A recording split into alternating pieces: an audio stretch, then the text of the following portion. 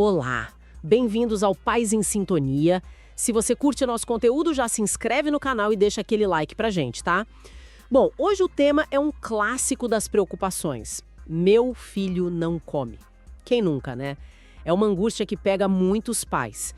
A gente mergulhou nos materiais bem legais para tentar clarear isso, um guia super completo chamado Criança que Não Come e também umas ideias de um vídeo da Cris Poli. Nossa ideia aqui é separar o que é fase, sabe? Aquilo que é esperado do desenvolvimento e o que pode ser um sinal de alerta mesmo. Vamos investigar isso juntos? Exatamente. A gente vai tentar entender o que está por trás dessa recusa alimentar que tanto preocupa. Usando essas informações aqui, né, para diferenciar o que é típico da idade de uma situação que talvez, aí sim, precise de mais atenção. Tem um conceito que o guia traz logo de cara que eu achei interessante, a tal da anorexia fisiológica. Isso acontece ali entre 1 e 5 anos.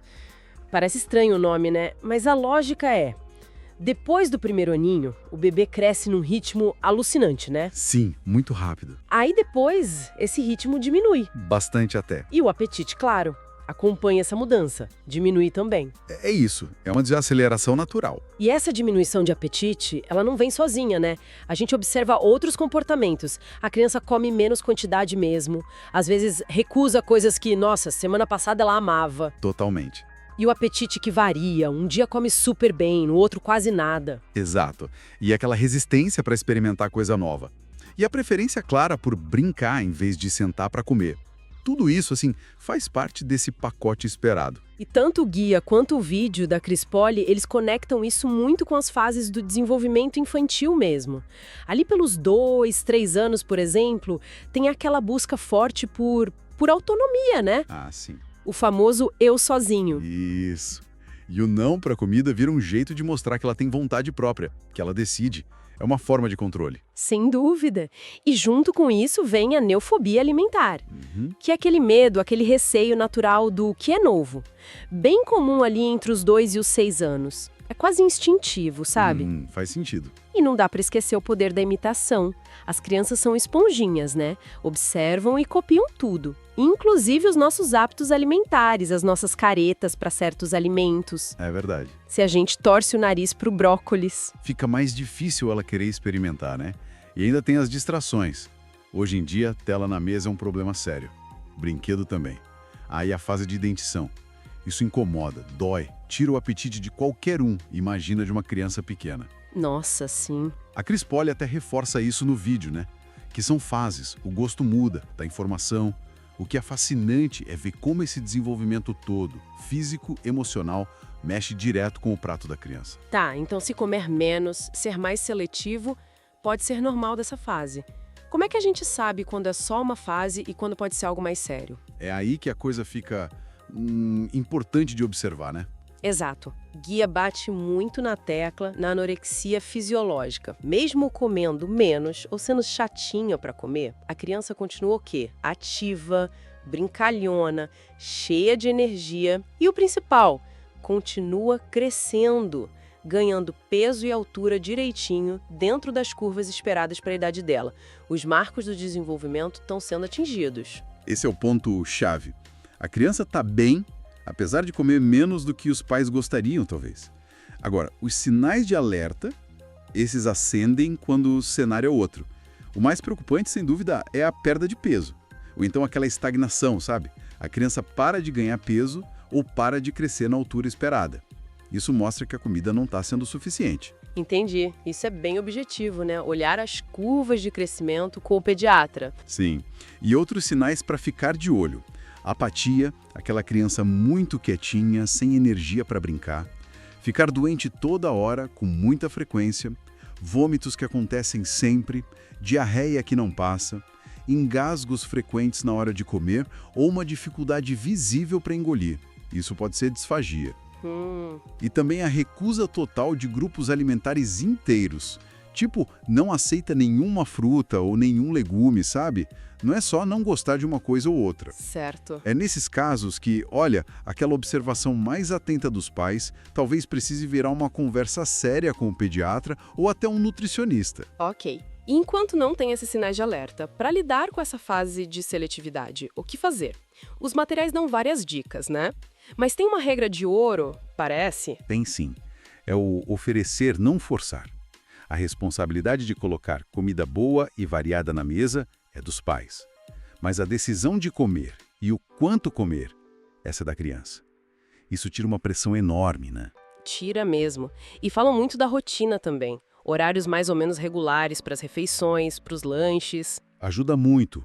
E criar um ambiente calmo na hora de comer. Sem briga, sem televisão, sem celular. A mesa é para comer e conversar, né? Boa.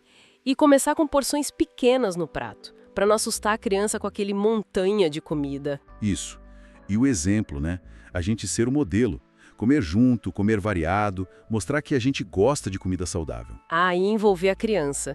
Deixar ajudar a escolher alguma coisa no mercado, ou lavar uma fruta, mexer algo simples. Isso pode dar uma curiosidade nela. Com certeza. E a paciência. Essa é a palavra mágica. Para apresentar um alimento novo, às vezes precisa oferecer, 10, 15 vezes. Em dias diferentes, de jeitos diferentes. 15 vezes? Uau! É persistência? Muita. Sem forçar, mas sem desistir na primeira cara feia. E outra coisa importante, não usar comida como prêmio ou castigo. Se comer tudo, ganha sobremesa, ou se não comer, não vai brincar. Isso cria uma relação ruim com a comida. E evitar os lanches fora de hora, né? Para a criança chegar com fome na refeição principal. Fundamental. Aquela dica da Cris Poli que você comentou de incentivar a provar só um pouquinho, explicar é bom para crescer forte, mas se provar e não gostar mesmo, respeitar. Acho que se encaixa bem aqui, né? Perfeitamente. É apresentar, encorajar com jeitinho, mas sem transformar a refeição numa batalha. A persistência gentil funciona muito mais que a pressão. Mas hoje, olhando o material aqui, a gente vai focar numa questão chave. Quando que essa recusa alimentar vira mesmo um sinal de alerta? Vamos ver esses sinais e as possíveis causas médicas por trás disso. Perfeito. É super importante conseguir diferenciar o que chamam de anorexia fisiológica, sabe? Aquela fase normal que as fontes mencionam que acontece ali no primeiro, segundo ano. Ah, sim. Quando o ritmo de crescimento diminui um pouco. Isso. E aí o apetite acompanha, né? Diferenciar isso de situações que precisam, sim, de uma investigação médica mais a fundo. Os sinais, às vezes, não são tão óbvios, mas são cruciais. Entendi a diferença. Então, vamos lá. Quais são os sinais que o material que a gente analisou aponta como, assim, mais preocupantes mesmo? Aqueles que acendem a luz amarela ou vermelha? Olha, o mais crítico que aparece em todo o material é a perda de peso. Ou tão importante quanto a estagnação. Estagnação? Como assim? É quando a criança simplesmente para de ganhar peso. Não acompanha mais a curva de crescimento esperada para a idade dela, sabe? Isso é um indicativo forte de que a ingestão de calorias, de nutrientes tá baixa. Certo, o peso é um marcador bem claro. Faz todo sentido. Mas e outros sinais? Coisas que talvez sejam mais do comportamento ou físicas mesmo que as fontes trazem. Sim, tem outros pontos importantes. Um deles é a apatia, uma falta de energia que não passa. A criança fica mais quietinha, é isso? Exato. Parece sempre cansada, sem muito interesse em brincar. Isso pode ser sinal de carência nutricional, né? Outra coisa é a recusa muito forte, muito persistente de grupos alimentares inteiros. Tipo, não comer nenhuma fruta. Ou nada de carne, frango, ovo. Isso, exatamente. Rejeitar sistematicamente um grupo inteiro. Não é só não gostar de uma coisa ou outra. Entendi. Então, além do peso, tem que observar a disposição da criança e a variedade do que ela aceita comer. E o corpo? Como ele pode mostrar que algo não tá legal na hora de comer ou depois? O corpo fala, né? É bem interessante como isso aparece nas fontes. Elas descrevem outros sinais como um baixo ganho de altura também. Isso pode indicar uma má nutrição mais antiga, crônica. Faz sentido. Vômitos frequentes ou diarreia crônica, especialmente se acontecem perto das refeições, e dificuldades físicas bem claras, sabe? Engasgos que acontecem muito, tosse que aparece sempre na hora de comer. Ou dificuldade para engolir mesmo. Isso, dificuldade clara para engolir. O nome técnico é disfagia. E claro, dor. Se a criança demonstra dor quando come ou logo depois, é um sinal vermelho bem importante. Nossa, esses sinais físicos são bem concretos mesmo. E se eles aparecem, o que pode estar causando isso tudo? As fontes que a gente viu trazem umas causas que vão bem além do não quer comer, né? Exatamente. Vão muito além. Problemas gastrointestinais, por exemplo, são super comuns nesses casos. Refluxo é um deles. Aquele que dá azia, queimação. Isso, pode causar dor. E a criança, claro, começa a associar comer com sentir dor, com desconforto. Aí ela evita. A constipação crônica também. Prende o intestino, né? Sim, gera um mal-estar geral, diminui o apetite. E tem as alergias ou intolerâncias alimentares, a proteína do leite de vaca, o glúten, enfim, podem dar dor na barriga, vômito, diarreia. A criança aprende a ter aversão àquele alimento. É quase como uma defesa do corpo, então. O material descreve isso como a criança evitando o que machuca. E fora o sistema digestivo, que outras condições podem estar ligadas a isso? O material também fala de condições do desenvolvimento. O transtorno do espectro autista, o TEA, por exemplo. Ah, por causa da sensibilidade. Exato, pode haver uma hipersensibilidade muito grande a texturas, cheiros, sabores. E isso leva a uma seletividade alimentar bem marcada. E tem as dificuldades motoras mesmo, como a disfagia que a gente comentou, que impedem de engolir direito. Entendi. E não dá para esquecer da dor por outras causas. Problemas nos dentes, sabe? Uma cárie, uma afta, podem fazer a mastigação ser bem dolorosa. Juntando tudo isso que a gente viu nas fontes, fica muito claro que a recusa alimentar, em muitos casos, é uma forma de comunicação, né? Sem dúvida. A criança pode estar tentando dizer que está com dor, com desconforto, que tem alguma dificuldade física ou sensorial. É bem diferente de ser só manha. Exatamente. A recusa é só a pontinha do iceberg, muitas vezes. É uma resposta a alguma coisa que está acontecendo por baixo. Por isso que uma avaliação médica bem feita é tão importante, para achar a causa real, sabe? E tratar essa causa, não só o sintoma que a gente vê. Perfeito. E isso leva direto para ação, né? Baseado no que a gente analisou, qual é a hora certa de buscar ajuda profissional? O que as fontes recomendam? Essa é a pergunta-chave, né? E a recomendação é bem direta. Procurar ajuda se um ou mais daqueles sinais de alerta aparecerem. Principalmente a questão do peso, perder ou parar de ganhar, e essas dificuldades físicas na hora de comer. Ok, e o caminho? Quem a gente procura primeiro? Geralmente, o pediatra é o primeiro contato. Ele que acompanha o crescimento, o desenvolvimento da criança. Ele tem as curvas de crescimento, né? Exato. Pode fazer uma avaliação inicial, ver se tem algo fora do esperado, pedir uns exames básicos se achar necessário, e aí, dependendo do que ele suspeitar, ele pode encaminhar para outros especialistas. Que tipo de especialista? Bom, pode ser um nutricionista pediátrico para fazer uma análise mais funda da dieta, ver se tem alguma carência, orientar a alimentação de um jeito mais específico. Certo. Pode ser um gastroenterologista pediátrico se a suspeita for de alguma doença digestiva mesmo, tipo refluxo mais grave, alergia alimentar mais complexa, doença celíaca. Ou um fonoaudiólogo, que é o especialista em funções da boca, né? Se a dificuldade for para mastigar ou engolir, a tal da disfagia. Entendi. O importante é investigar para ter um diagnóstico certo, né? Exatamente, para poder fazer um tratamento que funcione de verdade, direcionado para a causa. O recado principal é ficar de olho nos sinais de alerta, peso, energia, dificuldades físicas ao comer são chave. Lembrar que pode ter causa médica por trás, desde refluxo e alergia até questões do desenvolvimento ou dor. E o mais importante, não hesitar em buscar uma avaliação profissional se esses sinais surgirem. Perfeito. Vamos falar de como a mente, as emoções, tudo isso entra na hora de comer. Porque não é só o que está no prato, né? A cabeça da criança e a nossa também participa muito. A gente tem um material bem bacana aqui, com visões de especialistas, para ajudar a gente a entender por que às vezes a refeição vira, sei lá, uma batalha, né? E como deixar tudo mais leve. Exatamente. Vamos mergulhar um pouco nesses fatores psicológicos, comportamentais, que muitas vezes estão por trás daquela recusa alimentar que, nossa, angustia tantos pais, né? Frequentemente a questão não é só o gosto da comida, mas o que está rolando em volta, sabe? E dentro da criança também. Isso é curioso, porque aquela pressão para raspar o prato, para comer tudo, a intenção geralmente é boa, imagino eu. Mas como é que isso pode acabar dando errado? criando mais tensão. Sim, esse é um ponto-chave mesmo. Vira um ciclo, sabe? A preocupação dos pais gera pressão, aí a criança sente essa ansiedade e resiste mais ainda. Às vezes, como o material sugere, essa recusa vira até um jeito da criança ter algum controle ou chamar atenção, entende? O resultado: um clima pesado na hora da refeição, estressante para todo mundo. E aquela história de usar comida como moeda de troca. O clássico, se comer a verdura, ganha sobremesa. Ou o contrário, né? Ficar de castigo sem o doce. Ah, isso. Os materiais são bem claros sobre como isso é complicado. Porque você começa a associar comida com prêmio, com castigo. Isso distorce totalmente a ideia do que é nutrição, né? A comida vira uma ferramenta de barganha. E lá na frente, isso pode criar uma relação bem difícil com o ato de comer. Faz total sentido. E o ambiente mesmo.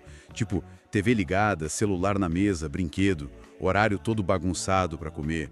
Isso pesa muito. Nossa, demais. Distração tipo tela e brinquedo tira completamente o foco da comida. E mais importante, desconecta a criança dos sinais do próprio corpo. Sabe? De fome, de saciedade. A criança nem percebe se tá com fome ou se já tá cheia. Exato. E a rotina irregular, com lanchinho toda hora, claro, atrapalha o apetite na hora da refeição principal. E tem um exemplo, né? Não dá pra esquecer disso. As fontes mostram como crianças imitam, se os pais são seletivos ou reclamam da comida.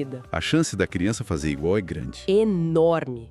E um clima tenso na mesa. Discussão, briga. Nossa, só cria memória ruim ligada à comida. Entendi o cenário. Quer dizer, se pressão, barganha, distração, tudo isso atrapalha, como é que a gente vira esse jogo? Acho que aqui a conversa fica boa mesmo. Que caminhos o material aponta para deixar tudo mais leve, mais respeitoso? Olha, o ponto central que aparece em todo o material é criar um ambiente que seja positivo, previsível e principalmente sem essa pressão toda. Como que a gente faz isso no dia a dia, assim, na prática? Ah, funciona muito bem. Coisa simples às vezes. Levar a criança para escolher um legume na feira, sabe? Deixar ajudar a lavar uma folha de alface. Ou montar o próprio pratinho, deixar colorido, usar aqueles cortadores para fazer formato divertido na cenoura, na batata, deixar tocar, cheirar, explorar a comida antes de pôr na boca, isso diminui a desconfiança, né? Diminui a resistência ao novo, talvez. Exato. E aí entra a paciência que você mencionou, que parece ser fundamental, né? Especialmente com coisa nova. Com certeza. É um processo, não adianta achar que vai oferecer uma vez e pronto. Introduzir a novidade aos pouquinhos junto com algo que a criança já gosta, em porção mínima. Tem um ponto super interessante nos materiais, às vezes precisa oferecer o mesmo alimento 10, 15 vezes, ou até mais, para ser aceito. Não é na primeira que a mágica acontece. Uau, 15 vezes? Precisa de persistência mesmo. E para fechar esse ciclo, como transformar a refeição nesse momento de vínculo que você falou, tirando o peso da obrigação de comer? O foco muda, né? Sai da comida e vai para companhia, para interação. Sempre que der, comer junto, conversar sobre o dia, sobre coisas leves, sem ficar falando só come, come, come. Cozinhar junto, como falamos, também ajuda muito nesse vínculo. E é crucial, como os materiais reforçam, confiar nos sinais da criança. Respeitar quando ela diz que está satisfeita, nada de forçar só mais uma colherada, ou de oferecer logo um plano B se ela recusar o almoço, entende? Entendo. E o elogio? Ah, o elogio é importante, mas pelo comportamento. Que legal que você experimentou, gostei que você sentou com a gente. E não pela quantidade que comeu. Isso tira a pressão do resultado. Perfeito. Então, amarrando tudo isso que a gente conversou, parece que a grande mudança é tirar o foco da quantidade, dessa obrigação, e colocar na qualidade da experiência, né? Na relação que se cria com a comida, com o momento, com paciência, respeito. Exatamente isso. É entender o que está por trás, os gatilhos emocionais, os comportamentos e, acima de tudo, cultivar um ambiente alimentar que seja seguro, positivo, sem ansiedade. O objetivo, no fundo, é ajudar a criança a ter uma relação prazerosa e saudável com a comida para a vida toda. Nossa, muito bom. Isso deixa a gente pensando, né? O quanto das nossas próprias neuras com comida, talvez lá da nossa infância, a gente acaba passando para eles sem nem perceber. Fica aí a reflexão. Para a gente fechar, então, qual seria a mensagem final para quem está acompanhando a gente? Olha, talvez o mais importante seja lembrar da paciência, e da consistência. É um processo, não tem mágica. Tem dias bons, dias ruins, confiar nos instintos da criança, claro, se não tiver nenhum daqueles sinais de alerta que a gente falou, e focar em criar um ambiente tranquilo para comer, sem ansiedade. Isso faz muita diferença. Perfeito. E como uma das fontes que a gente viu, diz de um jeito bem legal. A criança pode não comer tudo, mas com apoio e paciência pode desenvolver um bom relacionamento com a comida. O caminho está sendo trilhado. É uma mensagem de esperança, né? Com certeza. É um caminho. Bom, se essa nossa conversa ajudou de alguma forma, sigam o nosso canal Pais em Sintonia e compartilhe os vídeos. A gente se vê na próxima. Até lá!